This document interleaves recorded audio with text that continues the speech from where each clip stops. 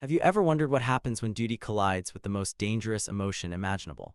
When a single moment of human connection could cost you everything you've ever believed in, when the line between enemy and ally becomes so blurred that choosing the wrong side of your heart could mean death. Tonight, I'm going to share with you one of the most extraordinary and forbidden encounters from World War II.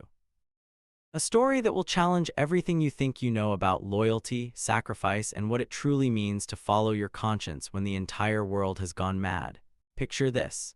It's November 1943, and Philadelphia stands as a fortress of American determination. The city pulses with wartime energy. Factories work around the clock producing weapons and supplies for the fight overseas. Victory gardens bloom in every neighborhood. Rationing cards determine what families can eat for dinner. And in the heart of it all, Pennsylvania Hospital serves as a beacon of healing in a world consumed by destruction. But what happens when that world of healing becomes the stage for the most dangerous game of deception ever played on American soil? What happens when a dedicated nurse finds herself face to face with someone who should be her enemy, yet whose very presence awakens something she never expected to feel? This is the story of Catherine Morrison, a 26-year-old surgical nurse whose steady hands had saved countless lives. And Klaus Weber, a man whose true identity would shake the foundations of everything Catherine believed about right and wrong, about love and loyalty, about the price of following your heart when your country demands your absolute allegiance. Before we dive into this incredible journey, let me tell you why this story matters more than you might think. This isn't just another tale of wartime romance. This is a testament to the power of individual choice to transcend the hatred that nations try to create between their people. It's proof that sometimes the most courageous act isn't following orders, but following the voice inside you that whispers there has to be a better way. I've spent months researching this account, piecing together fragments from hospital records, FBI files that remained classified for decades, and personal testimonies that were hidden away in family attics until recently. What I discovered will leave you questioning everything you thought you knew about the home front during America's greatest war. Because this story reveals something profound about human nature that goes far beyond one nurse and one mysterious patient. It shows us that even when the world divides itself into categories of us and them, when propaganda machines work overtime to convince us that our enemies are monsters without souls, individual human beings still have the power to see past the uniforms and the flags to the beating hearts underneath. Catherine Morrison arrived at Pennsylvania Hospital on a crisp October morning in 1943, her nursing cap pinned perfectly in place, her white uniform pressed and starched to regulation standards. She had transferred from a smaller facility in Lancaster County, drawn by the opportunity to work in one of the nation's most prestigious medical centers during its most challenging period. The hospital had been transformed by the war in ways that would have been unimaginable just 2 years earlier. Entire wings had been converted to handle the steady stream of wounded servicemen returning from overseas. The elegant marble corridors now echoed with the sounds of rehabilitation therapy, the quiet conversations between doctors discussing experimental treatments, and the occasional cry of pain from soldiers whose bodies bore the scars of battles fought on foreign soil. Catherine threw herself into this world with the dedication that had made her legendary at her previous hospital. She possessed that rare combination of technical skill and genuine compassion that turned good nurses into great ones. Her colleagues quickly learned that Catherine Morrison never gave up on a patient, no matter how hopeless the case seemed. She would spend extra hours perfecting treatment plans, researching new techniques, and sitting beside beds when families couldn't be present. The work was exhausting. 12-hour shifts that often stretched to 14 or 15 hours. The constant pressure of making life-and-death decisions with insufficient supplies and overworked staff. The emotional weight of watching young men struggle to rebuild their lives after losing limbs or sight, or the simple ability to sleep without nightmares. But Catherine found purpose in the small victories. A fever that broke in the night. A wound that healed cleaner than expected. The moment when a patient who had given up hope finally smiled again. These moments reminded her why she had chosen nursing, why she had dedicated her life to standing between suffering and healing. Her reputation for excellence caught the attention of Dr. Harrison Matthews, the hospital's chief of surgery. Dr. Matthews was a stern man in his 50s who had built his career on demanding perfection from everyone around him. He didn't offer praise lightly, which made his decision to assign Catherine to the hospital's most sensitive cases all the more significant. It was Dr. Matthews who approached Catherine on that fateful morning in November with an assignment that would change everything. He found her in the recovery ward, checking on a young Marine who had lost his right arm in the Solomon Islands. Her gentle efficiency as she adjusted his medication and offered words of encouragement exemplified everything Dr. Matthews valued in a nurse. Catherine sensed his presence before she saw him. Dr. Matthews had a way of commanding attention simply by entering a room. When she turned to acknowledge him, she noticed something unusual in his expression. The typical professional composure was there, but underneath it lay something that looked almost like concern. He asked her to join him in his office, a request that sent a flutter of nervousness through Catherine's chest. In her experience, private meetings with the chief of surgery meant either commendation for exceptional work or serious trouble. As they walked through the corridors toward the administrative wing, Dr. Matthews remained unusually quiet. His office reflected the man himself. Austere, organized, filled with medical journals and certificates that spoke of a lifetime dedicated to the healing arts. A large window overlooked the city, where the smoke from defense plants created a perpetual haze that reminded everyone of the war effort that consumed every aspect of American life. Dr. Matthews gestured for Catherine to take a seat across from his desk, then spent a moment studying her with the same intensity he brought to diagnosing complex medical conditions. When he finally spoke, his words carried a weight that immediately captured her full attention. The hospital had received a special patient, he explained, someone whose case required the highest level of medical skill and the utmost discretion. The details were classified, but what Catherine needed to understand was that this assignment would demand everything she had learned about nursing, and probably test her in ways she had never experienced before. Catherine felt her pulse quicken as Dr. Matthews outlined the situation. The patient had arrived under circumstances that remained mysterious. His injuries were severe but not life-threatening. More importantly, his presence at the hospital was known only to a select few staff members, all of whom had been carefully chosen for their professional competence and personal integrity. The assignment would require Catherine to work exclusively with this patient for the foreseeable future. She would be responsible for all aspects of his care, from medication management to physical therapy. She would report only to Dr. Matthews, and she would discuss the case with absolutely no one else, not even her closest colleagues. As Dr. Matthews spoke, Catherine found herself studying his face for clues about what she was really being asked to do. The level of secrecy seemed extraordinary, even for a military hospital dealing with classified casualties. But her training had taught her to trust the judgment of senior physicians, and Dr. Matthews had never steered her wrong before. When he finished explaining the basic parameters of the assignment, Dr. Matthews leaned back in his chair and fixed Catherine with a direct stare. He asked her a question that would haunt her for the rest of her life. He wanted to know if she understood that some duties required nurses to make choices that went beyond standard medical protocols, if she was prepared to handle situations where her professional judgment might conflict with other considerations. Catherine answered honestly. She had become a nurse to heal people, regardless of who they were or where they came from. If someone needed medical care, she would provide it to the best of her ability. The rest was not her concern. Dr. Matthews nodded slowly, as if her response confirmed something he had already suspected about her character. He stood from his desk and moved toward the window, gazing out at the city below. When he turned back to face her, his expression had shifted into something that looked almost like admiration mixed with sympathy. He told Catherine that her new patient was waiting in a private room on the 4th floor, a room that had been specially prepared and was under discreet security monitoring. She would begin her duties immediately, and she would continue them until either the patient was discharged or she was relieved of the assignment. As Catherine left Dr. Matthews' office and made her way toward the elevator, her mind raced with questions about what she was walking into. The level of secrecy suggested something far beyond a routine medical case. The careful screening of personnel implied risks that went well beyond standard patient care. But her sense of professional duty overrode her curiosity. She had been given an assignment by a physician she respected, and she would fulfill that assignment with the same dedication she brought to every aspect of her work. The elevator climbed toward the 4th floor with mechanical precision, each floor marking her progression toward an encounter that would redefine everything she thought she knew about healing, about loyalty, and about the dangerous territory where personal conviction intersects with national duty. When the elevator doors opened onto the 4th floor corridor, Catherine noticed immediately that this wing felt different from the rest of the hospital, quieter, more isolated. The usual bustle of medical activity seemed muted here, replaced by an atmosphere of careful watchfulness that made her newly aware of every sound her footsteps made on the polished linoleum floor. She approached the designated room number with the confident stride of a professional nurse reporting for duty.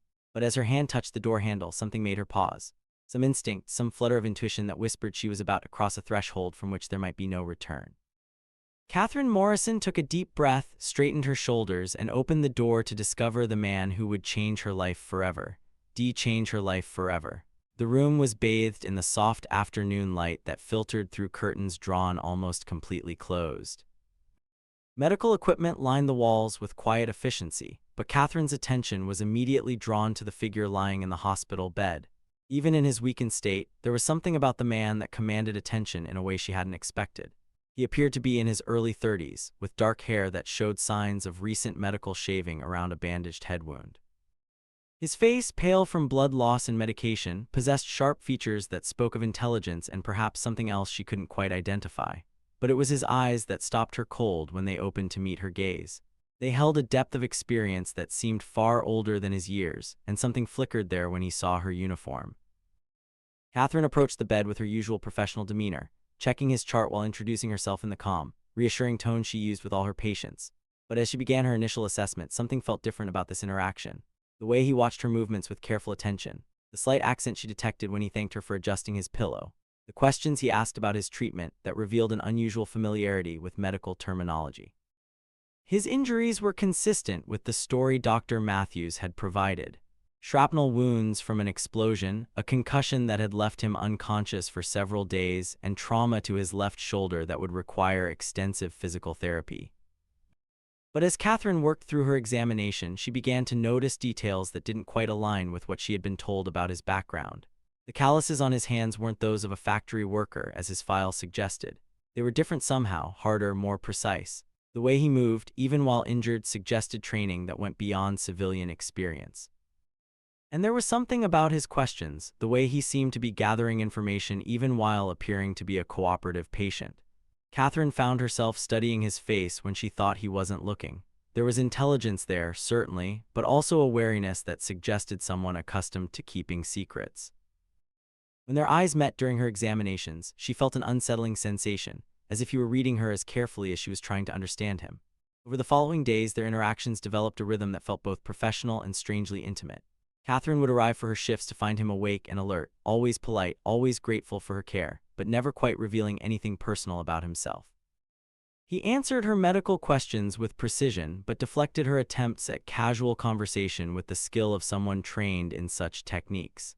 Yet despite his obvious guardedness, Catherine found herself drawn into longer conversations than her duties strictly required.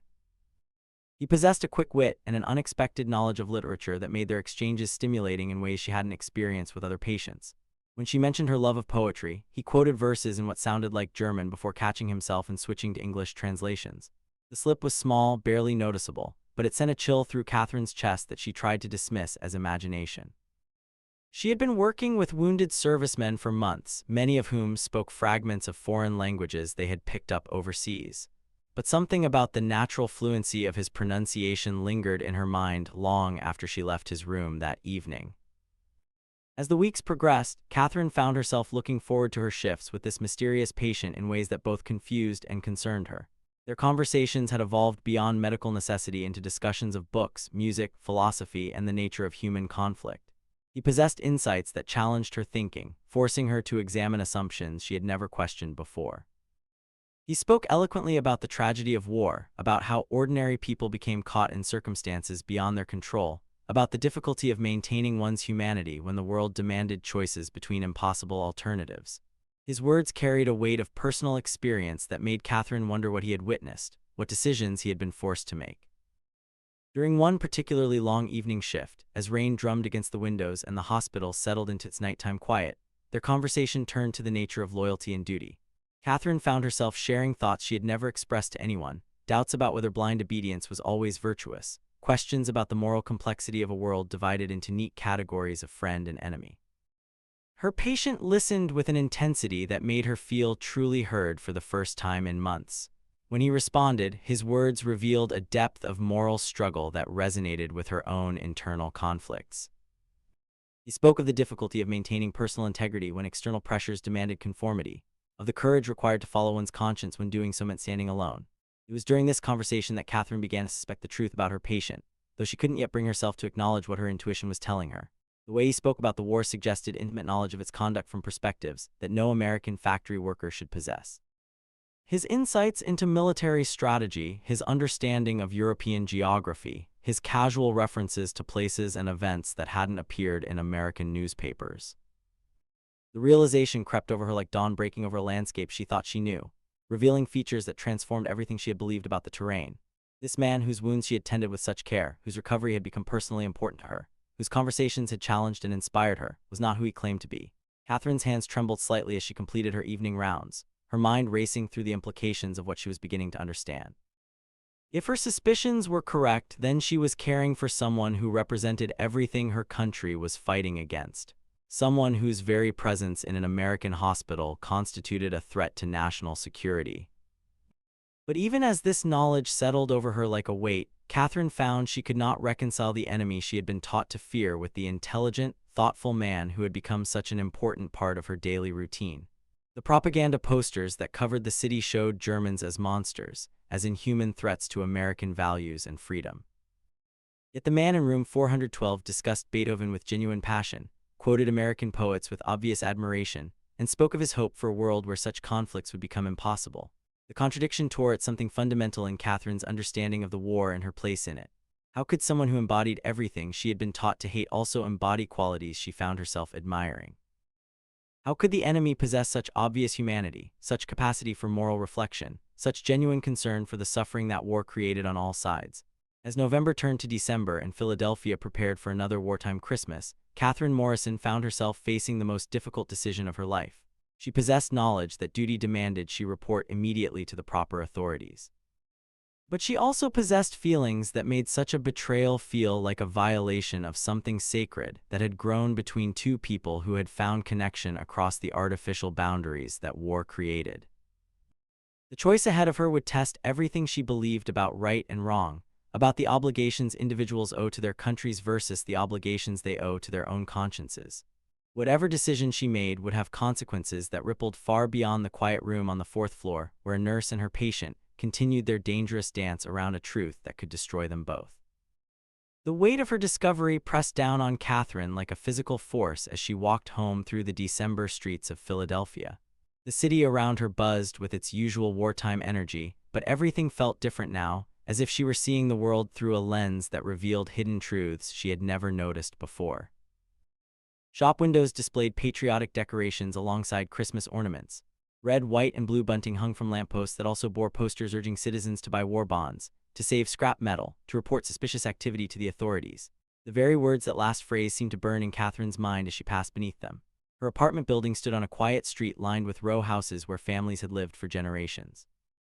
Neighbors who had watched her grow up, who had celebrated when she graduated from nursing school, who trusted her as someone who embodied the values they all claimed to share. Mrs. Kowalski from next door waved from her front stoop, calling out to ask how things were going at the hospital. Catherine managed a smile and a wave in return, but the simple interaction felt like performing in a play where she had forgotten her lines. How could she stand here exchanging pleasantries about the weather when she carried a secret that could alter the course of everything these people believed about their safety, their security, their understanding of who was fighting this war and why? Inside her small apartment, Catherine sat at her kitchen table and stared at the telephone mounted on the wall. The conversation she needed to have was simple enough. A call to hospital administration, or perhaps directly to the FBI field office she knew operated somewhere in the city. A few sentences describing what she had discovered, and the weight of decision would be lifted from her shoulders. But her hands remained folded in her lap, motionless, as her mind replayed every conversation she had shared with the man in room 412.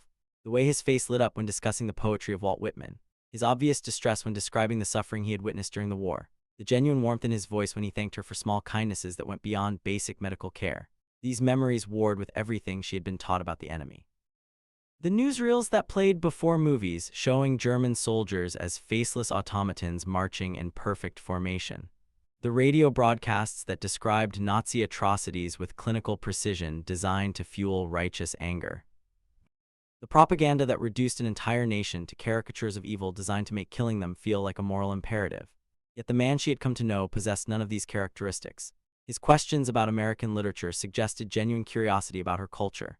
His concerns about civilian casualties revealed a moral sensitivity that contradicted everything she had been told about German military thinking. Most confusing of all, his obvious intelligence and education made it impossible to dismiss him as a brainwashed fanatic following orders without thought. Catherine found herself wondering about his life before the war. Had he been a teacher, perhaps, or a scholar? Did he have a family waiting for him somewhere across the Atlantic? Had he chosen his path willingly, or had circumstances beyond his control swept him into events he never wanted to be part of? The questions multiplied in her mind like ripples spreading across still water, each one revealing new complexities that made simple answers feel increasingly impossible. If he was indeed a German agent, how had he come to be injured and brought to their hospital? What mission could have brought him to Philadelphia, and what would happen to that mission if his cover was blown? More personally troubling was the realization that she cared about the answers to these questions in ways that went far beyond professional curiosity. Over the weeks of caring for him, Catherine had developed feelings that she was only beginning to acknowledge to herself. The anticipation she felt before each shift, the way their conversations had become the highlight of her days, the genuine concern for his welfare that made her check on him more frequently than medical necessity required. These feelings terrified her not just because of their potential consequences, but because they revealed something about herself that challenged her most fundamental assumptions. How could she be drawn to someone who represented everything she had been raised to oppose? What did it say about her character, her loyalty, her fitness to serve in her position at the hospital? The clock on her mantel chimed midnight, marking the transition from one day to another, but Catherine remained at her kitchen table, paralyzed by the magnitude of the choice before her. Report him and betray the trust that had developed between them, potentially sending him to imprisonment or worse, or remain silent and become complicit in whatever deception he was perpetrating on American soil. Sleep, when it finally came, brought dreams that offered no escape from her dilemma. She saw herself standing in a courtroom, facing accusations of treason while trying to explain feelings that she barely understood herself. She dreamed of the man in room 412 being led away in handcuffs, his eyes meeting hers with an expression of betrayal that cut deeper than any physical wound. Morning arrived with the gray light of winter in Philadelphia, and Catherine prepared for another shift at the hospital with hands that shook slightly as she pinned her cap in place. The face that looked back at her from the bathroom mirror seemed older somehow, marked by the weight of secrets that had aged her overnight. The walk to Pennsylvania Hospital took her through neighborhoods where families were beginning their daily routines. Children walked to school with books strapped to their backs and lunch pails swinging from their hands. Mothers hung laundry on lines strung between buildings, the white sheets flapping like flags of domestic normalcy. Men headed to factories where they would spend their days producing the tools of war that kept America's fighting forces supplied and equipped. All of these people trusted that others were doing their jobs with the same dedication they brought to their own responsibilities. The doctors and nurses at the hospital were expected to heal the wounded while remaining vigilant against threats to national security. Citizens were expected to report suspicious activity because the safety of everyone depended on collective vigilance. Catherine understood these obligations intellectually, but emotionally she found herself questioning whether the system of trust and duty that held their society together was sophisticated enough to handle the complexities of real human relationships. Could there be room for nuance in a world that demanded absolute categories? Was it possible to acknowledge the humanity of an enemy without betraying one's own people? As she entered the hospital and made her way toward the elevator, Catherine realized that she had made a decision without consciously choosing.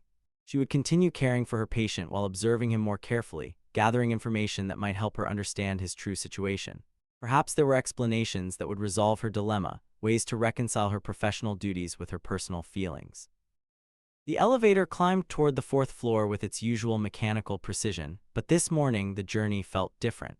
Catherine was no longer simply reporting for duty as a nurse. She was embarking on a mission of discovery that would require skills she had never developed, insights she had never needed, and courage she wasn't sure she possessed.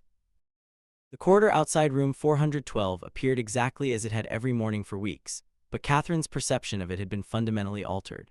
What she had once seen as a routine assignment now felt like entering a battlefield where the weapons were words and glances, where victories and defeats would be measured not in territory gained or lost, but in trust offered and withdrawn. She paused outside his door, gathering herself for a performance that would require her to appear unchanged while everything inside her had shifted. When she opened the door and stepped inside, she would be continuing a relationship that had already crossed boundaries she was only beginning to understand. The question was how much further those boundaries would shift, and whether either of them would survive the consequences of where their connection was leading them. The morning light streaming through room 412's curtains revealed details Catherine had never noticed before. The way her patient's breathing changed when he sensed her presence, becoming more measured, more controlled. The slight tension that crossed his features when she entered, as if he too was performing a careful dance of deception. Most telling of all, the way his eyes followed her movements with an assessment that seemed far too tactical for someone recovering from traumatic injuries. Catherine began her morning routine with deliberate normalcy, checking his chart, taking his temperature, adjusting his pillows with the same gentle efficiency she had shown for weeks. But beneath this familiar choreography, she found herself cataloging every detail with new intensity. The way he positioned himself in bed to maintain the best view of both the door and the window. how his questions about hospital routines seemed designed to gather intelligence about security procedures and staff schedules. When she asked about his pain levels, his responses revealed knowledge of medical terminology that seemed inconsistent with his claimed background. He described his symptoms with precision that suggested either extensive medical training or significant experience as a patient in military facilities. His understanding of healing timelines and rehabilitation protocols went far beyond what most civilians would possess. During their morning conversation, Catherine decided to test her growing suspicions with subtle probes disguised as casual interest. She mentioned reading about the war in the Pacific, watching for his reaction to discussions of American military strategy. His responses were carefully neutral, but she noticed how his attention sharpened when she spoke of convoy routes and supply chain logistics. When she brought up news from the European theater, describing recent bombing campaigns over German industrial centers, something flickered across his face that looked almost like personal pain. He recovered quickly, offering appropriate sympathy for the destruction of war, but Catherine had caught a glimpse of what might have been genuine anguish at the thought of his homeland under attack. The most revealing moment came when she mentioned the Italian campaign, describing the difficult terrain American forces were encountering in their push northward. His correction was automatic, almost reflexive, as he pointed out that the mountain passes she had described were actually further east than news reports suggested. The knowledge was too specific, too accurate, for someone whose information came only from American newspapers and radio broadcasts. Catherine felt her pulse quicken as the pieces of a dangerous puzzle began fitting together with terrifying clarity. This man possessed detailed knowledge of European geography, military strategy, and medical procedures that suggested training far beyond anything a civilian factory worker should have received. His accent, which she had initially attributed to immigrant heritage, now seemed more consistent with someone who had learned English as a second language in formal educational settings. But even as the evidence mounted, Catherine found herself struggling against conclusions that would shatter the connection she had developed with him. The conversations that had become so meaningful to her, the intellectual stimulation she had never experienced with other patients, the growing attraction she barely dared acknowledge to herself. How could feelings this genuine have developed with someone who was fundamentally deceiving her about his identity? As she completed her morning rounds and prepared to leave his room, Catherine made a decision that surprised her with its boldness. Instead of maintaining the professional distance that safety demanded, she chose to push deeper into the dangerous territory they had been circling for weeks. She asked him about his family, watching his face carefully as he constructed what she now suspected was an elaborate fiction about relatives in Pennsylvania's coal country. His story was detailed and emotionally convincing, but she noticed how his eyes moved slightly upward and to the right as he spoke, a tell she had learned to recognize during her nursing training as a sign of constructed rather than recalled memory. When she pressed for more specific details about his childhood, asking about schools he had attended and neighborhoods where he had lived, his answers came with the slight delay of someone accessing prepared information rather than spontaneous recollection. The performance was skilled, professional even, but Catherine's new awareness allowed her to see through techniques that would have fooled her just days earlier. The afternoon brought Dr. Matthews on his weekly rounds, and Catherine found herself studying her supervisor with fresh eyes as he examined their mysterious patient. Did Dr. Matthews suspect the truth about room 412's occupant? Was this assignment a test of her loyalty, or was she the only one who had begun to piece together the man's real identity? Dr. Matthews' examination was thorough, but revealed nothing about his own suspicions.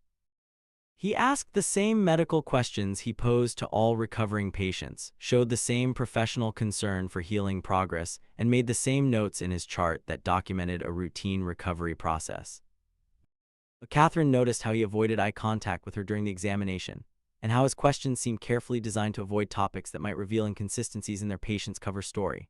After Dr. Matthews left, Catherine found herself alone with her patient in a silence that felt charged with unspoken knowledge. She could feel him watching her, assessing whether her behavior had changed, whether she had begun to suspect what she was almost certain she now knew. The air between them crackled with the tension of two people who understood they were engaged in a deadly serious game where the wrong move could destroy them both. When he finally spoke, his voice carried a note she had never heard before, not quite vulnerability, but something approaching it. He thanked her for the exceptional care she had provided, for treating him with dignity and kindness during a difficult period of recovery. His words seemed chosen to convey gratitude while also testing whether she would respond with her usual warmth or the cold professionalism that suspicion might demand. Catherine's response came from instincts she didn't fully understand. Instead of pulling back into safe professional distance, she found herself leaning slightly forward, offering reassurance that his recovery was progressing well and that she would continue providing the best care possible. But beneath her words lay currents of meaning that both of them recognized. She was telling him that whatever she suspected, whatever she had begun to understand about his true identity, her commitment to his welfare remained unchanged. The exchange lasted only minutes, but it marked a fundamental shift in their relationship. They had moved beyond the careful dance of patient and caregiver into territory, where personal feelings and professional obligations intersected in ways that could prove dangerous for both of them. Catherine was no longer simply caring for a mysterious patient. She was choosing to protect someone who might represent everything her country was fighting against.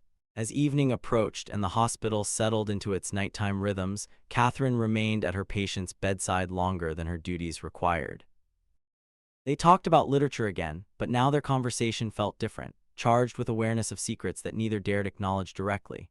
When he quoted poetry in what she was now certain was his native German, she didn't pretend not to notice the language shift.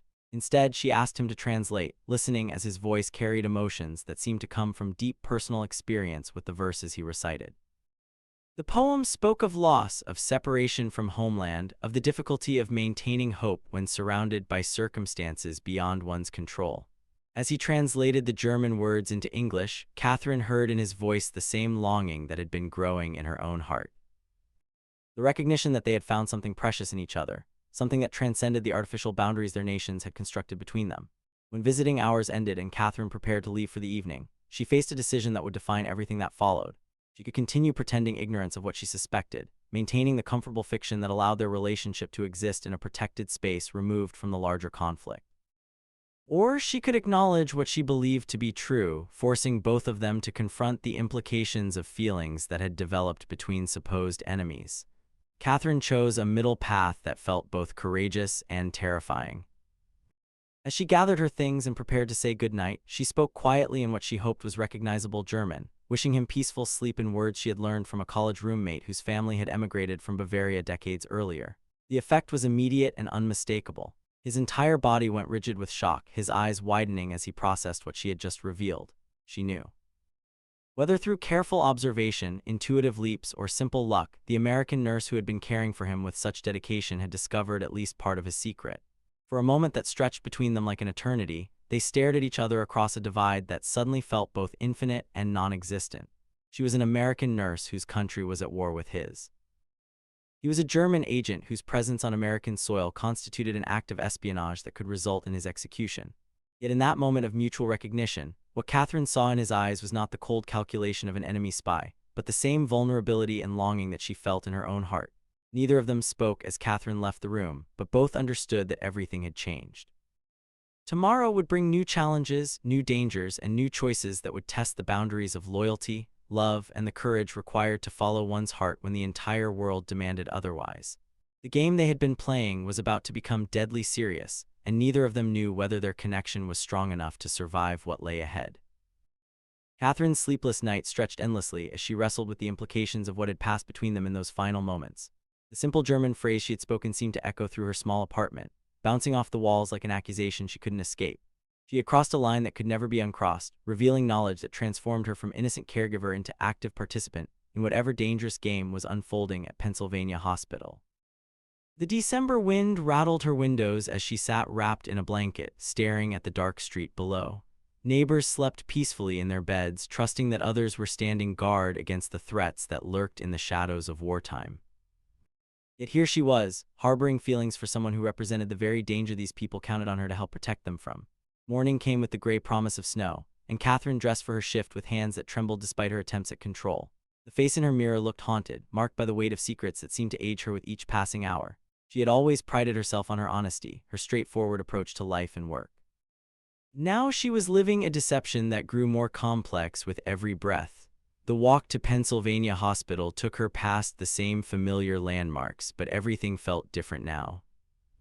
The war memorial where she usually paused to read the names of local boys who had died overseas seemed to judge her with bronze eyes. The recruitment posters that covered shop windows appeared to mock her with their calls for loyalty and vigilance. Even the American flag hanging from the post office seemed to flutter with disappointment in the morning breeze. Inside the hospital, Catherine moved through her preliminary duties with mechanical precision. She checked supply inventories, reviewed patient charts, and attended the morning briefing with Dr. Matthews. But her mind remained focused on room 412 and the conversation that awaited her there. How would he react to her revelation? Would he deny everything, maintaining his cover story even now that she had shown her hand? Or would he finally acknowledge the truth that hung between them like a charged wire? The elevator's ascent to the fourth floor felt like climbing toward a confrontation that would determine the course of both their lives. Catherine's nursing training had prepared her for medical emergencies, for life-and-death decisions made under pressure. But nothing had prepared her for the emotional complexity of caring for someone whose very existence challenged everything she thought she knew about right and wrong. When she opened the door to room 412, Catherine found him sitting up in bed, fully alert despite the early hour. His eyes met hers immediately, and she saw in them a mixture of resignation and something that looked almost like relief. The pretense that had protected them both was gone, swept away by her simple German goodnight that had revealed the depth of her understanding.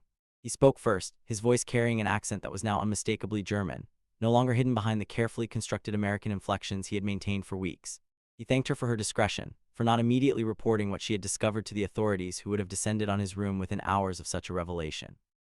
Catherine approached his bedside with the same professional composure she had maintained throughout their relationship, but now every gesture carried additional weight. When she checked his pulse, both of them were acutely aware that she was touching someone who could be considered an enemy combatant. When she adjusted his pillows, they both understood that she was providing comfort to a man whose presence in their hospital represented a potential threat to national security. The medical examination that followed was conducted in a silence heavy with unspoken questions. Catherine performed her duties with the same gentle efficiency that had characterized her care from the beginning, but now every action was also a choice. A choice to continue treating him as a patient rather than a prisoner. A choice to maintain the connection they had developed rather than retreating into the safety of official protocols. When she finished her assessment and updated his chart, Catherine found herself facing the most difficult conversation of her life. She needed to understand who he really was, why he was here, and what his true condition meant for both of them. But she also needed to communicate that her feelings for him had not changed despite her knowledge of his deception. He seemed to understand her dilemma without words. When he began to speak, his voice carried the weight of someone who had been carrying secrets for far too long. He told her his real name was Klaus Weber, and he was indeed a German officer, though not in the way American propaganda might suggest. He had been trained in intelligence work, but his mission in Philadelphia had nothing to do with sabotage or espionage in the traditional sense. Klaus explained that he had been part of a small group of German officers who had become disillusioned with the direction of their country's war effort. They had witnessed atrocities that violated everything they had been raised to believe about honor and military conduct. Their mission was not to harm Americans, but to establish contact with Allied intelligence services, to provide information that might help end the war more quickly and with less bloodshed on all sides. The explosion that had injured him was not the result of American military action, but of sabotage by Nazi agents who had discovered their activities. Klaus and his compatriots had been marked for elimination by their own government, branded as traitors for their attempts to work toward peace. He had been brought to Pennsylvania Hospital not as a captured enemy, but as someone seeking asylum from the very regime America was fighting against. Catherine listened to his explanation with growing amazement and confusion. If his story was true, then he represented not a threat to American security, but a potential ally whose knowledge could prove valuable to the war effort. Yet his presence in the hospital remained unauthorized, his treatment a violation of protocols that existed for legitimate security reasons. The complexity of his situation mirrored the complexity of her own feelings. Klaus was simultaneously enemy and ally, threat and asset, deception and truth. Her attraction to him had developed during weeks of believing he was an injured American worker. Now she had to reconcile those feelings with the knowledge that he was a German officer, regardless of his claimed motivations for being in Philadelphia. Klaus seemed to sense her internal struggle. He spoke quietly about the difficulty of maintaining one's humanity when caught between competing loyalties, about the courage required to follow conscience when doing so meant abandoning everything familiar and safe. His words echoed the philosophical discussions they had shared over previous weeks, but now they carried the weight of lived experience rather than abstract speculation. He told Catherine that meeting her had been the first purely good thing that had happened to him in months of dangerous and morally ambiguous work. Her kindness had reminded him why he had chosen to risk everything for the possibility of peace. Her intelligence and compassion had shown him that the enemy his government had taught him to fear was capable of the same humanity he was struggling to preserve in himself. The confession was both declaration and question. Klaus was telling Catherine that she had become important to him in ways that transcended their roles as patient and caregiver. But he was also asking whether she could accept the reality of who he was, whether their connection was strong enough to survive the revelation of his true identity and circumstances. Catherine's response came not in words but in actions. She reached for his hand, the same gesture of comfort she had offered countless times before, but now imbued with full knowledge of what such contact meant.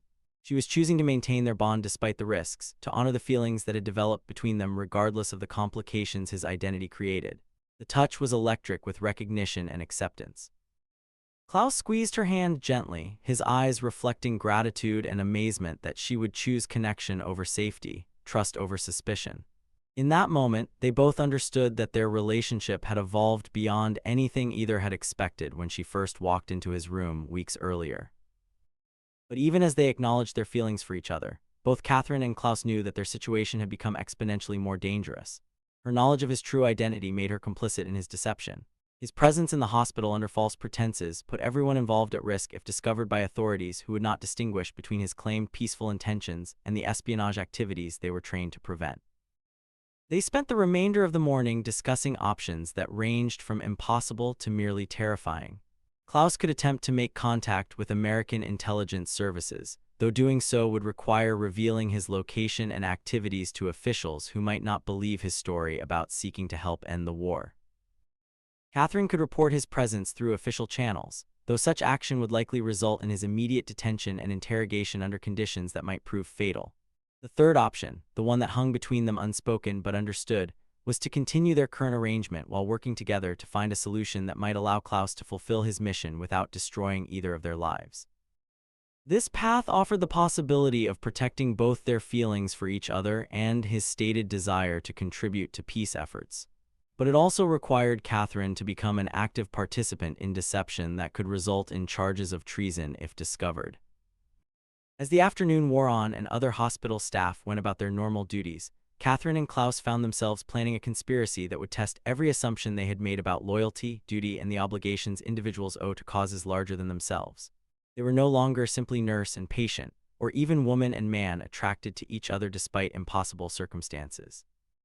They had become partners in an undertaking that could either help end the war or destroy them both in the attempt. The stakes could not have been higher, but neither could the potential rewards. If Klaus was telling the truth about his mission and his information proved valuable to Allied intelligence, their actions might contribute to saving thousands of lives on both sides of the conflict. If he was deceiving her about his true intentions, or if their activities were discovered before they could establish legitimate contact with appropriate authorities, the consequences would be swift and severe. Catherine Morrison had entered Pennsylvania Hospital that morning as a dedicated nurse struggling with personal feelings that complicated her professional duties. She would leave that evening as a conspirator whose choices would help determine not only her own fate and that of the man she was falling in love with, but potentially the course of the war itself. The transformation was complete, irreversible, and terrifying in its implications. Yet as she prepared to end her shift and begin the most dangerous chapter of her life, Catherine felt a sense of purpose that went beyond anything she had experienced during her years of medical service. She was no longer simply healing individual patients. She was taking action that might help heal the wounds that war had inflicted on the world itself. The risks were enormous, but the possibility of making a genuine difference in the struggle between hatred and hope made those risks feel not just acceptable, but necessary. The evening light filtering through room 412's windows cast long shadows across the floor as Catherine and Klaus finalized plans that would either vindicate their faith in each other or prove that love could indeed be the most dangerous emotion imaginable. Tomorrow would bring the first test of their conspiracy, the first steps on a path that led toward either redemption or destruction. Neither of them could predict which outcome awaited, but both understood that they had chosen each other over every safer alternative their situations offered. The die was cast, the commitment made, the point of no return crossed with full knowledge of the consequences that awaited on the other side. Catherine Morrison and Klaus Weber had become allies in the truest sense, bound together by feelings that transcended nationality and by a shared determination to prove that individual conscience could triumph over the machinery of organized hatred. Whether their gamble would succeed remained to be seen, but their willingness to risk everything for the possibility of peace had already changed them both in ways that could never be undone. The first test of their dangerous alliance came sooner than either had anticipated. 3 days after their mutual confession, Catherine arrived for her morning shift to find Dr. Matthews waiting outside room 412 with an expression that made her blood turn to ice. Standing beside him were two men in dark suits whose bearing immediately identified them as federal agents, their eyes scanning the corridor with the methodical attention of professionals trained to notice everything. Catherine's training in emergency medicine served her well as she approached the group with outward calm, while her mind raced through possibilities and contingencies.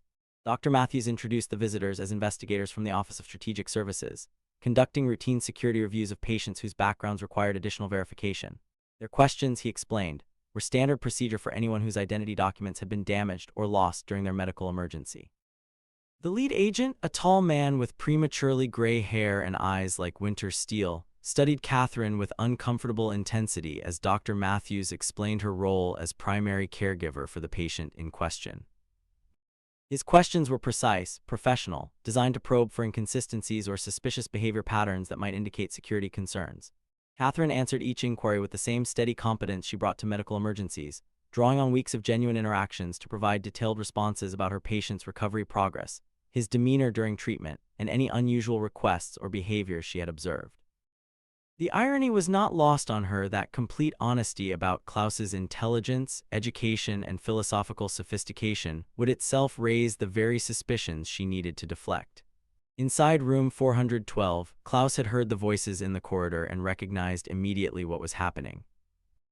Years of intelligence training had prepared him for exactly this scenario, but preparation could not eliminate the terror that gripped him as he listened to Catherine being questioned about activities that could result in both their deaths if the wrong answers emerged. He forced himself to remain motionless in bed, controlling his breathing and heart rate through techniques learned during covert operations training. When the door finally opened and the federal agents entered, Klaus was prepared to deliver the performance of his life, knowing that Catherine's safety depended as much on his convincing portrayal as his own survival. The interrogation that followed tested every skill Klaus had developed during his intelligence career. The agents asked detailed questions about his claimed background, probing for inconsistencies in his story while watching for physical tells that might betray deception. Their techniques were sophisticated, designed to catch trained operatives as well as amateur criminals. Klaus met their scrutiny with the confused cooperation of an injured factory worker whose memory had been affected by head trauma. He stumbled over details that a genuine amnesia victim would find difficult to recall, while providing just enough consistent information to avoid raising immediate suspicions. The performance required delicate balance between appearing truthful and acknowledging the gaps in his constructed identity. Catherine watched this deadly theater unfold with growing admiration for Klaus's skills and growing terror about the consequences if his deception failed. Every question felt like a blade probing for weakness, every pause in his responses a potential revelation that could destroy them both. She found herself holding her breath during his longer hesitations, releasing it only when he provided answers that seemed to satisfy the investigators' immediate concerns. The examination stretched for nearly 2 hours, covering every aspect of Klaus's claimed identity and medical condition. The agents reviewed his hospital records with meticulous attention, comparing his stated background with the treatment he had received and the progress notes Catherine had maintained throughout his recovery. Dr. Matthews participated in the review with professional detachment, but Catherine noticed subtle signs of tension in his demeanor that suggested he understood more about their patient's true situation than he had previously revealed. His answers about Klaus's medical condition were accurate but carefully phrased to avoid raising questions about the specialized care that had been provided. When the agents finally concluded their investigation, their leader delivered a verdict that left both Catherine and Klaus weak with relief disguised as professional satisfaction. The patient's background had been verified to their satisfaction, his presence at Pennsylvania Hospital explained by legitimate medical necessity, and his recovery progress consistent with someone who had suffered the injuries described in his file. The agents departed with handshakes and thanks for the cooperation they had received, leaving behind an atmosphere charged with the electricity of crisis narrowly averted. Catherine completed her morning rounds with hands that shook slightly despite her attempts at control, while Klaus lay in his bed processing how close they had come to discovery and what the investigation might mean for their future plans. The incident served as a stark reminder of the dangers inherent in their situation and the sophistication of the security apparatus designed to detect exactly the kind of deception they were perpetrating. It also revealed that their activities had attracted official attention, suggesting that time was running out for the gradual approach they had been planning to establish legitimate contact with Allied intelligence services. That evening, after the hospital had settled into its nighttime routine, Catherine and Klaus held their most serious discussion about the risks they were facing and the urgency of resolving his status before another investigation might prove less forgiving. The federal agent's visit had demonstrated that their secret could not be maintained indefinitely, and that each passing day increased the likelihood of discovery by officials who would not be interested in Klaus's claimed peaceful intentions. Klaus revealed additional details about his mission that he had withheld during their earlier conversations, information about German military capabilities and strategic planning that he believed could prove valuable to American war planners. The intelligence he carried was time-sensitive, its value diminishing with each day that passed without reaching appropriate Allied officials. Catherine listened to these revelations with growing understanding of the stakes involved in their situation. Klaus was not simply a disillusioned German officer seeking asylum, but someone whose knowledge could potentially influence the conduct and outcome of major military operations. The responsibility for ensuring that intelligence reached the right people felt overwhelming when weighed against her medical training and civilian background. Yet she also recognized that Klaus's position made traditional channels of communication impossibly dangerous.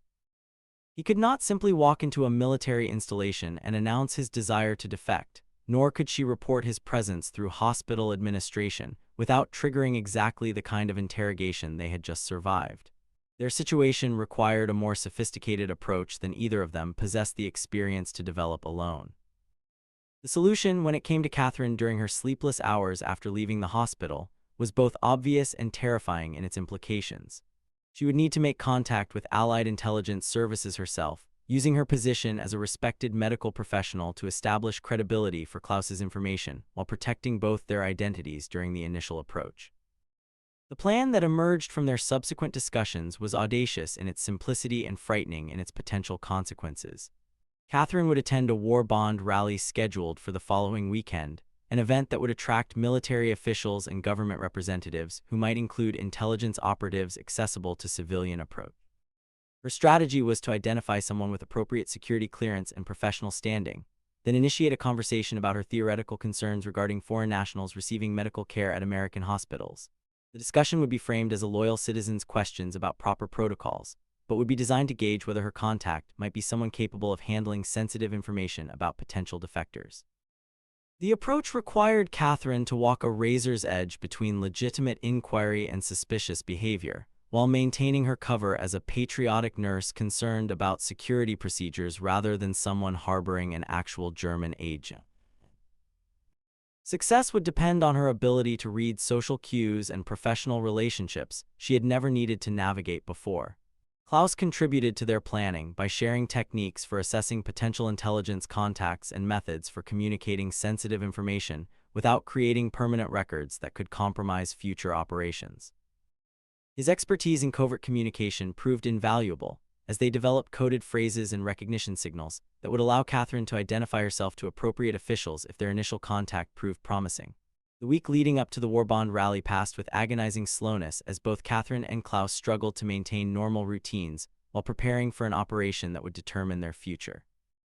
Catherine found herself studying other hospital staff with new attention, wondering who might be trustworthy if their situation required additional allies, while Klaus used his recovery time to organize the intelligence information he hoped to provide to Allied services. Their conversations during this period took on an intensity born of uncertainty about whether they would have many more opportunities to speak freely with each other. Both understood that successful contact with Allied intelligence might result in Klaus's immediate transfer to secure facilities where communication would be impossible until his information had been fully evaluated and his intentions verified through official channels. The emotional weight of this possibility added another layer of complexity to their already difficult situation. Just as they had acknowledged their feelings for each other, circumstances were forcing them toward a separation that might prove permanent depending on how American officials chose to handle Klaus's case. The story of Catherine Morrison and Klaus Weber reminds us that even in humanity's darkest hours, individual courage can transcend the boundaries that nations create between their people. Their dangerous gamble with love and loyalty proved that sometimes the most patriotic act is following your conscience rather than following orders. In a world consumed by hatred, two hearts chose to see humanity over uniform, connection over safety, hope over the machinery of war that demanded they remain enemies forever.